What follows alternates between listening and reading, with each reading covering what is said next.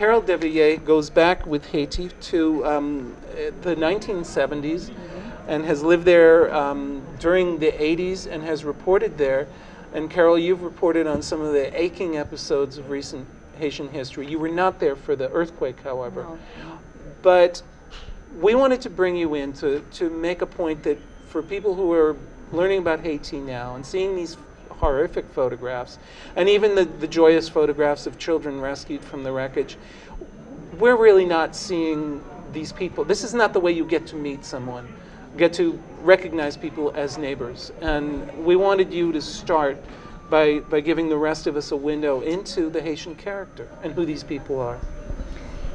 Yes, it always saddens me when people talk about Haiti mentioning the poorest country in the Western Hemisphere. To me, Haiti is one of the richest countries. Haiti is very rich in creativity. There are hundreds, if not thousands, of painters. I mean, Haitian paintings are well known all over the world. They're dancing also. They're very creative in recycling everything that they find in the trash. They recycle it into something that is useful. And maybe there is something that we don't know in America, is that the Haitians helped the American revolutions. They were present during the American revolutions. They were present in the Civil War. They are still present in the US Armed Forces. And did you know that the founder of Chicago was a Haitian? I mean, those people, they've given a lot to the world. So now it's our time to, give back to them. We could also talk, if we're going to be selfishly American for a moment, that part of what brought jazz music into existence in New Orleans was the Creole culture, and many of the Creoles were straight from Haiti, and Yes. that contributes so much to what made New Orleans, New Orleans. Right about now, folks who are watching are going to be seeing some of your photography. And again, this is not from, although you've reported and photographed in Port-au-Prince in the capital, what we're seeing right now are images of the countryside, Yes. and images of a pastoral Haiti and a place at peace. A number of people, including Bill Clinton, and evidently you, have said that in these last few years, Haiti had been brightening. The Yes. future had been brightening. Yes. Can you tell us about that part of it? Haiti was getting back on the tourism map. I mean, I do photo tours, I take people around the world, and I had started to take people back to Haiti.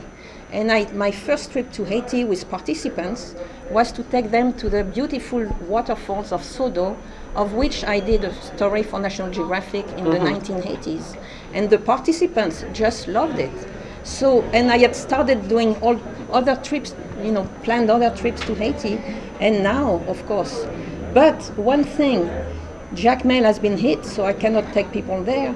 Sodo, I don't think has been affected, and already I've had people asking me if my trip was still going on in July, because they would like to come. And this is very encouraging to see that people are not afraid to come to Haiti, but they figure that it will be good for the economy to continue coming to Haiti. Now, you have a story to tell about a project that you were working on, again, in the countryside, a building project. And you, I don't know if we have photographs of this, but you talked about the children lending a hand, 8, 9-year-olds picking up rocks and carrying them to the construction site. 5 years old. 5 years old. Yes, in the countryside, I mean, people are poor, and there was no education for the children.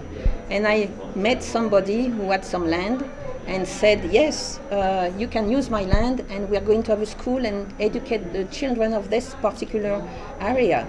And so we did not have much money, but we talked to the community, and all the parents were very excited, and we started digging the rocks in the, Haiti is a very karstic country. There is lots of rocks everywhere. So they went into the field, all the children, the parents, everybody went, got the rocks, put them into bags on horsebacks, even on their heads, and the children came, 5-year-old. I have beautiful pictures of the children with the rocks on their heads, and they came, and we built a school. It took a year, but it was built. Now that kind of character and that toughness is going to be tested now. We're hearing that there is an exodus from Port-au-Prince simply because it is so difficult just day to day that people are moving into the countryside. Many of these people were perhaps even born into the countryside and came into the big city not so recently. What is that? Does that put a strain, or is that a good thing? Well, for one thing, Haitian people are very resilient and very strong. And Haiti is a country that was born out of a struggle that was greater than this earthquake. They were the first black republic to be free. And the struggle of 1804, their independence in 1804, was much greater than what they're going through now. So they'll be able to survive and to manage. And it's a good thing that people are going back into the countryside, because Port-au-Prince was bursting at the seams. And now there is nothing left in Port-au-Prince. And there is even the potential of diseases. And in some parts of the southern peninsula is very rich agriculturally. And they can get food there. And there are NGOs ready to accept them. I know of an NGO in the countryside there who is already having like 700 evacuees, and they're feeding them from buying food to the peasants and in the country markets. Like this, the whole economy is surviving also, When are you next scheduled to go back? I'm hoping to go in within 2 weeks. Within 2 weeks. And I want to give out your website, because some of these photographs will be there, and this is where to keep up with you, Carole Devillers. It is adventurephotoexpeditions.com. They can see your work, other materials. Most importantly, keep up. Yes. I want to make this a theme, that this is a disaster, but the recovery doesn't end tonight or next week. And on this website, they will see a page where I mentioned the school also.